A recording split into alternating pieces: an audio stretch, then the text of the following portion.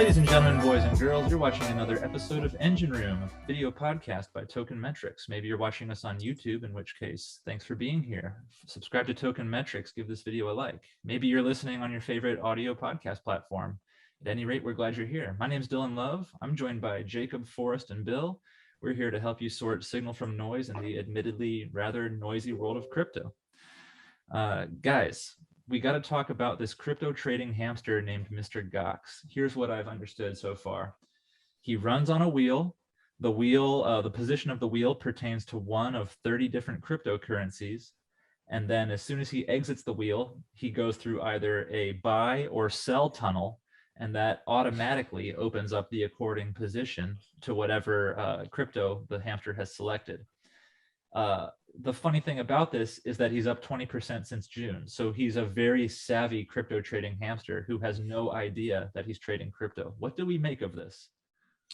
Well, what's interesting is that I would be really interested to know the risk management strategy and the allocation sizes and, any stop loss protocols, because what a lot of people don't understand about trading is you can actually be wrong more than 50% of the time. But if you take trades with a good risk to reward ratio and you manage your risk accordingly, you can still be profitable, right? So it's all about setting up trades. So if he's got good risk management, if this, what's his name, Mount Gox, or it is Mr. Gox?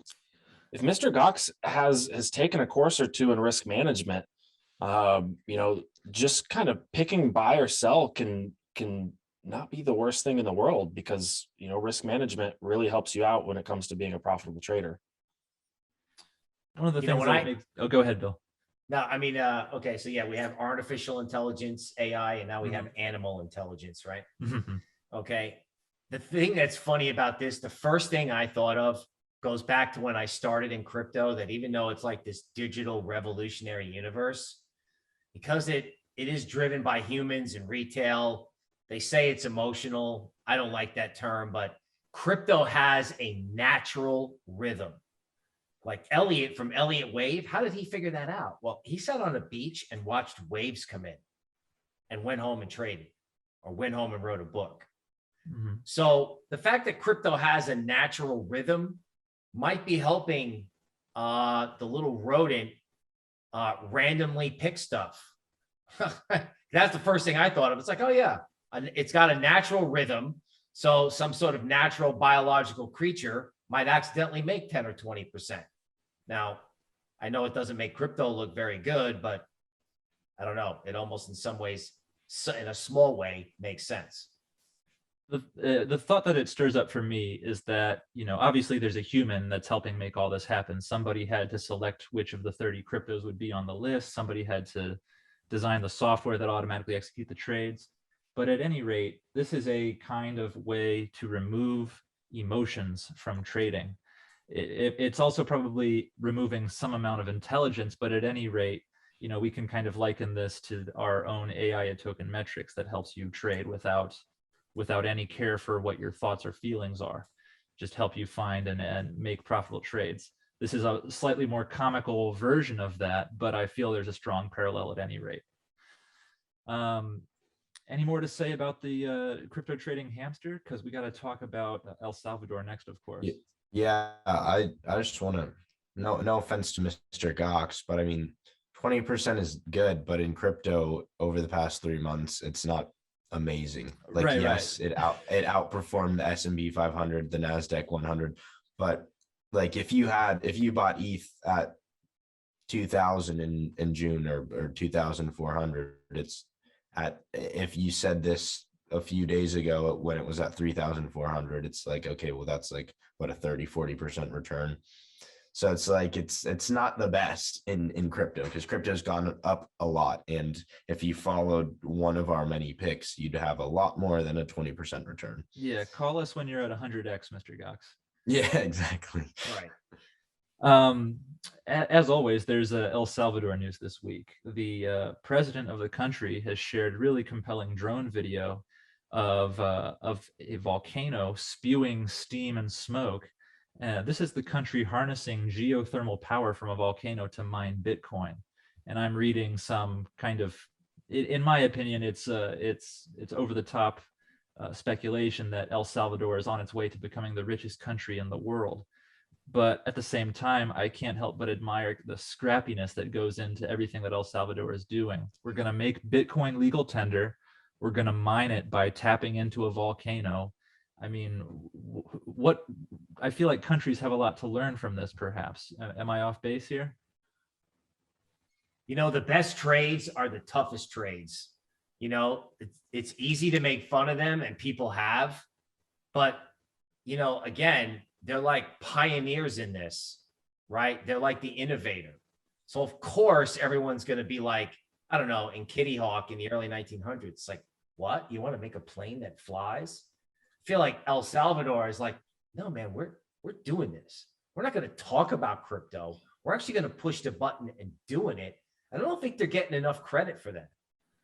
Yeah, it's a really interesting little case study here. I mean, especially because when you talk about Bitcoin mining, the operative variable there is how much are you paying for electricity? Well, they have a volcano paying for all of their electricity for mining. So maybe it's an infinite money hack in real life. I don't know. But at any rate, it's super, super interesting to see the crypto news coming out of El Salvador. What about China, though? China is the little crypto news item that just won't go away. Jacob, you're nodding your head. Talk to us, baby. Yeah, so I mean, as we all know, China just very recently had their most severe ban on crypto trading, and this has just forced countries to move out of China. Hobby, one of the biggest crypto exchanges in China, actually scrambled to move their staff out of China before the crackdown. So a few months ago, the Hobby Global Cryptocurrency Exchange relocated substantial parts of their staff and operations to the primarily crypto-friendly country, Singapore.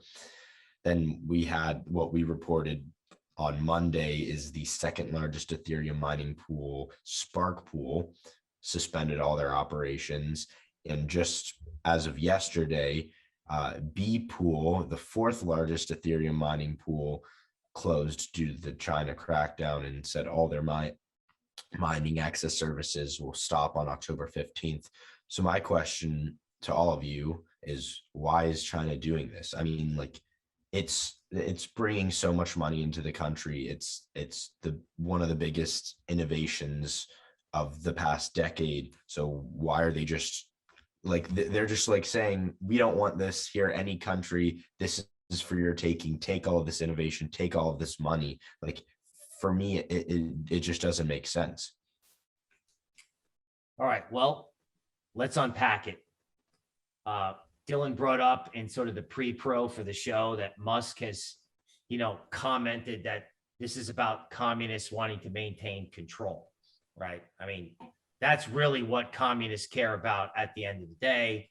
That's why they're not very nice people, okay, throughout history, because, you know, they are the ultimate control freaks. Now, there's a company over there called Evergrande that's got $300 billion in debt that they've stopped making interest payments on.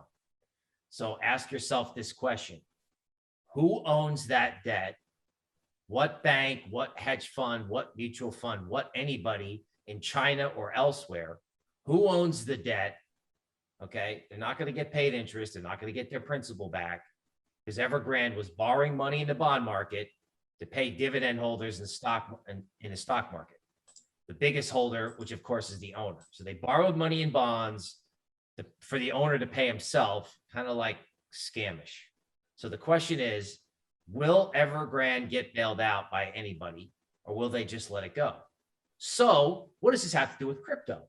Well, I can't believe it's an accident that China completely outlaws crypto because they don't want money fleeing the Chinese banking system or fleeing China as this Evergrande thing unfolds. Does it blow up and become the next Lehman? Ray Dalio came out this morning, famous hedge fund manager, said no. We've got some evidence that suggests otherwise. How will this affect crypto? Well, I guess crypto goes down and then up, because remember, ironically, this is why crypto was created back in 2009. If there's a repeat of a financial crisis or a scare of a financial crisis, it might benefit crypto. The only question is, how low does it go first? But in my mind, this like China crackdown, right, as this debt problem surfaces, is not a coincidence and is not a good sign for the future of Evergrande. Yeah, I don't know how much of Ray Dalio to actually listen to, because he's been traveling to China for more than 30 years at this point. So on one hand, I'm aware, oh, Ray Dalio really knows his stuff when it comes to China. But on the other hand, being that close with that country can kind of sort of turn you into an apologist for that country at the same time. So I guess all I'm really saying is we should listen to Ray Dalio, but we should also throw some salt over our shoulder at the same time. At any rate, because you know, you got to remember, do communists really care about commercial real estate speculators and gamblers? Like the people who put down deposits on houses and condos in the Evergrande universe, that will probably get bailed out and sent to local builders, so those people won't be out to deposit. But do communists care about gamblers? probably not. Probably not. So something to consider. Yeah. Well, it's clear that there's a, I don't want to call it a clash, but there's some headbutting going on between government and crypto. And so let's talk about the US for just a second here, because Wells Fargo has just paid a $72.6 million fine to resolve claims by the Justice Department that it was defrauding currency customers. Now, why are we talking about fiat in a crypto podcast? Because this is exactly the kind of problem that cryptocurrencies can solve. You have total transparency into what you're paying for and what you're getting in exchange. Meanwhile, Wells Fargo is basically paying a fine that says, yes, we did something wrong. We were ripping off our customers. I don't especially love the repetition of Bitcoin fixes this, but this is a pretty clear-cut case where Bitcoin can fix this. What do we all think about this?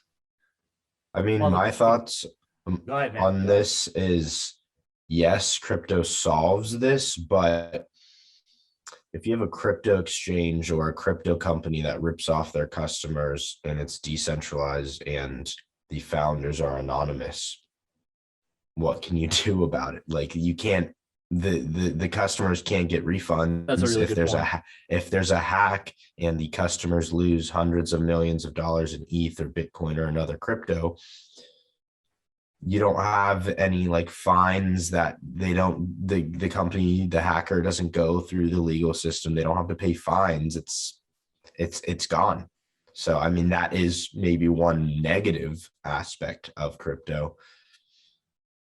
Yeah, I mean, ultimately with crypto, though, the whole point is to decentralize and get rid of that layer of centralization. So the idea would be to not actually keep your money on exchanges and to keep full custody of your own coins in crypto, so that you're not subjecting yourself to that layer of centralization.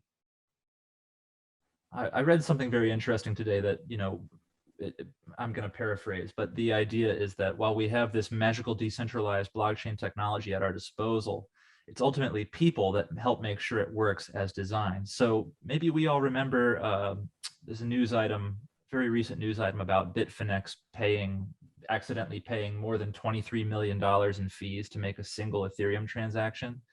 That's obviously amazing news if you're an Ethereum miner. But if you're any kind of fair or just person who's also an Ethereum miner, you're going to want to return some of that money. And there's news today that that's exactly what happened. They returned a significant, anonymous, unknown miner. You know, we know them by some series of numbers and letters. Just returned 7,678 ETH on the understanding that this was a mistake. So humans can be there when they want to be there to pick up the pieces when this, you know, allegedly perfect financial technology actually goes a little bit sideways. I guess all I'm really saying is don't discount the human element in this stuff, because it's people who are ultimately in control. At least I hope. I think banks coming from the legacy world, you know, regulators can fine banks for sport. right? Compliance and legal is always scrambling to keep things as tight as they can because regulators are on them like a tall dog with short paws. And if this Wells Fargo thing means anything, I think there was this big impression that the Biden administration and the SEC were going to be crypto friendly. And they're getting not just, they're getting less and less crypto friendly. This is legacy foreign exchange. But as soon as I heard that, I'm like, oh my God, if that's how they're treating regular currency trades, what are they going to do with crypto? Like, for example, interest rates and legacy on dollars are 0, but stablecoin dollar equivalents are getting 5, 6, 10% returns. How are they handling this? So far, they seem hostile. So every time you see them writing it's almost like Wells Fargo got a ticket for jaywalking. If they got a ticket for jaywalking, what are these guys going to do in crypto? Yeah, time will tell. Time will tell. I want to throw it to Jacob so we can talk a little bit about the NFL. Jacob, what's the latest crypto and NFT news out of the NFL? Yeah, so I mean, earlier this month on September 5th, we saw that the NFL had banned any teams from selling NFTs or sponsorships to cryptocurrency tradings. We had a report from an anonymous team official that stated selling advertisements for specific cryptocurrencies, initial coin offerings, other cryptocurrency sales, or any other media category as it relates to blockchain, digital asset, or as a blockchain company was banned. However, just yesterday on September 28th, we have news breaking from Sports Business Journal that the NFL and the NFL Players Association is partnering up with Dapper Labs to launch their own American football NFT marketplace. And this would be super similar to the insanely popular NFT platform NBA Top Shot, which is also created by Dapper Labs. So users would be able to buy and sell their NFL trading cards in the form of NFTs, which would be NFL highlights, players, and legends. And it's expected to also run on the Flow blockchain, be released during the current NFL season, which ends January 9th, 2022. So it seems like a huge announcement. Obviously, it's not confirmed by Dapper Labs or by the NFL yet, but that may make sense why they were banned, why the NFL had banned NFTs at the beginning of September, because they're saying, hey, we have a deal in the making. We don't want any team to then go to another company and mess up our deal with Dapper Labs. Because, I mean, the NBA Top Shot brought in so much money for the NBA. There was over $700 million in sales from October 2020 to May 2021 for the NBA Top Shot. So if the NBA can do it, imagine how much money the NFL can bring in.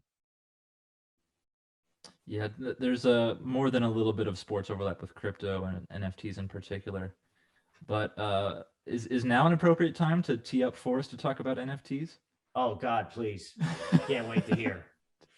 Yeah. So I mean, I'm still experimenting with NFTs. Bought something yesterday called a trippy bunny. I'll see if I can share my screen and pull some of these up. Let's see here. While you're doing that for us, I just want to remind everybody, if you're listening to us in audio format, get on YouTube, subscribe to Token Metrics, give this video a like. We'll see you there. Yeah, so the reason I bought a trippy bunny is because I've been seeing this guy on YouTube, and his account's only a few months old. I think he started his account in June, and the growth of his Twitter account, and he's the founder of the creator of this project. His Twitter account's up to like 40 something thousand subscriber followers. And I did some analytics on his Twitter account using a couple of online tools, and I was seeing that he was basically gaining 600 Twitter followers a day. Which is a lot, and he's extremely active. He just tweets all day long, a lot about NFTs. So he's very ingrained in the NFT community. What I found interesting about this project was that there's only where a lot of these PFP or profile picture NFT lines have 10,000. There's only 1,111 of these, and there's still only 122 owners. That means that each owns like 8 or 9 of these things. So I just bought one at the floor, also because I just wanted a Solana NFT, and I like the art. I think they look pretty cool. They're interesting. So really, not so much treating it as an investment, more so just an experiment. I'm trying to see if there's some sort of correlation where you can use, Twitter social data to actually predict the rise in price of a project, just based on the fact that I believe a lot of value in NFTs comes from social recognition and social proof, and from the social community and discussion around those NFTs. So if a bunch of people are talking about these on Twitter, then they should, in theory, go up in price over time, assuming the market conditions are, ripe for that. So bought one of these. Again, I'm not endorsing this as like a good investment. I'm just playing around in the NFT market. I'm not done with NFTs yet. I'm just kind of having fun and throwing some money here and there and seeing what happens and seeing what I can learn as an analyst in the process, right? Because ultimately, I'd like to be able to find a connection between this and social data and be able to repeat that to continually make money. Another NFT that I've recently minted is Degen Gang. These things are just hilarious. So there's only 7,000 of them. About 5,200 have been actually minted.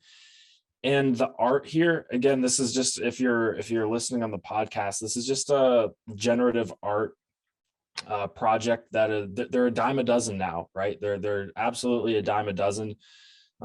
They're in the style of Bored Apes Yacht Club, where they just generate art, $7,000 to $10,000, 7 to 10,000 unique pieces with different layers. And these are just kind of like Pepe frogs, if you're familiar with that meme, that kind of have a skeletal like feel, and a bunch of different outfits and layers that kind of register with pop culture and memes. Like you're going to see somebody with you're going to see some of these with like Donald Trump hair. Some of them are going to look like a Charizard Pokemon. Some of these have the McDonald's the McDonald's polo working shirt, right? Kind of the meme that you degen all your money in crypto and then you got to go work at McDonald's. That's kind of the meme behind that. But more so just playing around with these because they're still being minted, and I think they hit the nail on the head when it comes to pop culture. And then the actual utility behind these is there's going to be a game where you're able to fight these against each other in a bar fight in true degen fashion. So the setting is to get these to go against each other in a bar fight, and you can actually bet money on them. But the one thing that really stuck out to me was the scheme. The scheme behind these is that a percentage of royalties on the sale of each of these NFTs goes into a community treasury for the project. They then use that community treasury to buy the floor on these NFTs, right? And then they redistribute these NFTs that they've bought the floor on in giveaways on social media to actually promote the project further. And I thought that was really clever and really smart in a way to continually get traction and grow the project. So let's say if every time one of these sells, there's a 5% royalty.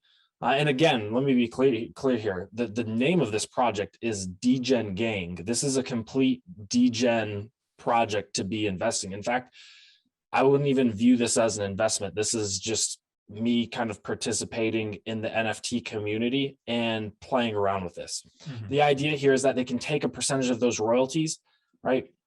Buy the floor, which is going to put positive pressure on the price of this NFT collection, right? And then distribute those NFTs that they've bought to further gain traction and recognition by doing giveaways and getting people engaged on social media and creating partnerships and being able to give an NFT to an influencer and whatnot. So really, really interesting project here.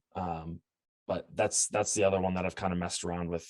So quick question. when you say you minted it, does that mean you're actually creating them themselves, or you're buying the floor, or Yeah. So when I say unpack that term?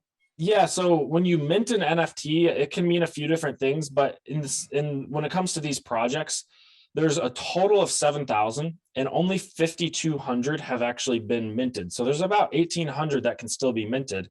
And if you go to their website, which we're showing on the YouTube version of this podcast, you can mint up to 30 at a time, right? And the price per NFT is 0.06 ETH. So you can mint them or bring them into existence because there's 1,800 or so that don't exist yet.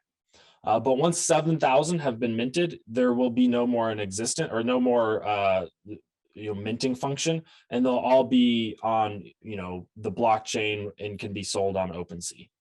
So when you mint, you're almost like buying a lottery ticket, because the one that you mint could be super rare. Exactly. Right? Exactly. Yeah, and that rarity theoretically translates into, being able to resell it at a serious gain down the road. Yep. Yeah. Ideally, you want one that is as rare as possible. And if the project gets any sort of traction and interest, people are going to be wanting to purchase those rare degen gang NFTs.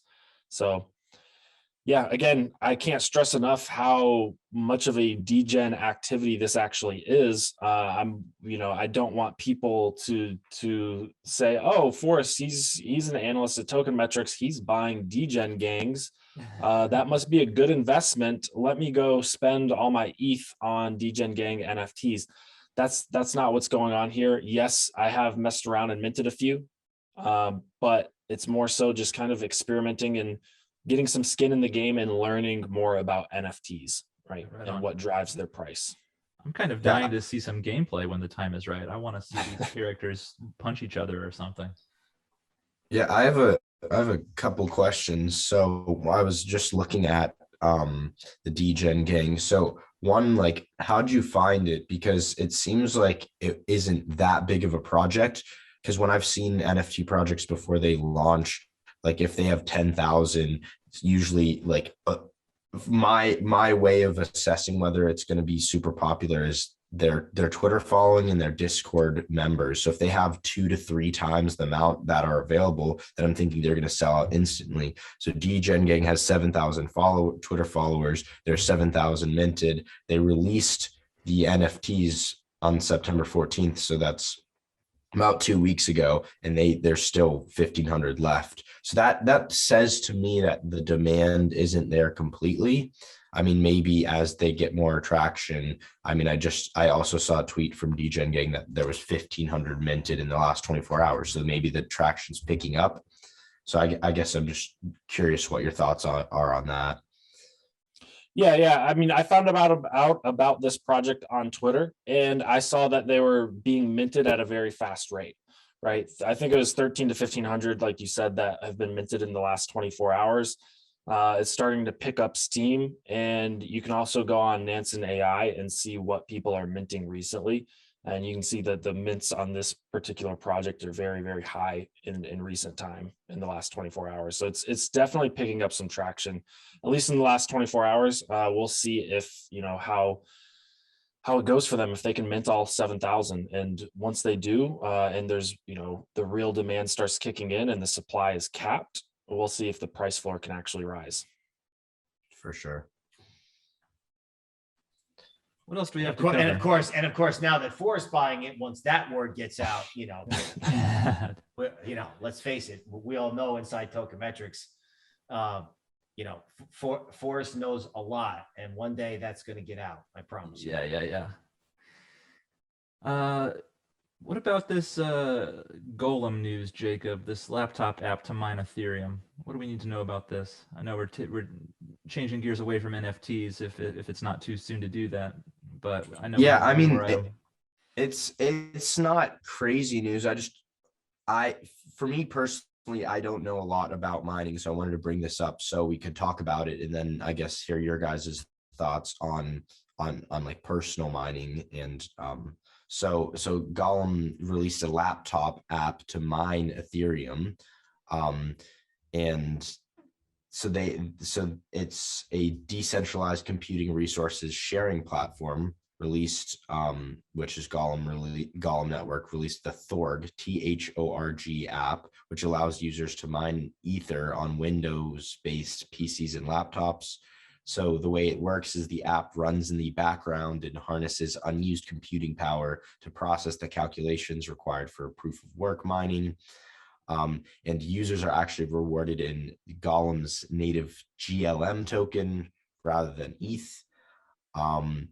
And the mining requirements are a little high. It has to be Windows 10 and have a 6 GB or greater graphics card, which only high-end gaming laptops have. And the profits make sense. The profit you can get really is only 6 cents per day, or take more than 2 weeks to make $1.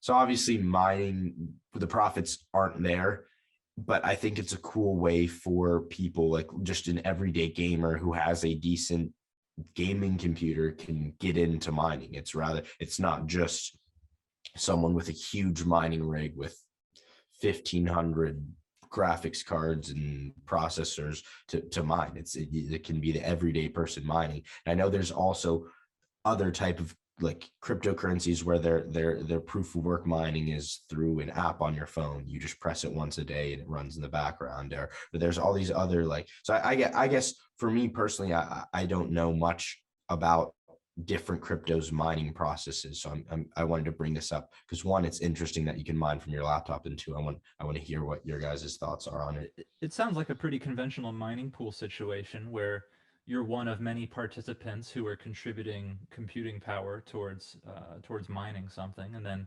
as soon as you clear a block, you share the reward with whoever else is participating. That's why the reward is so infinitesimal.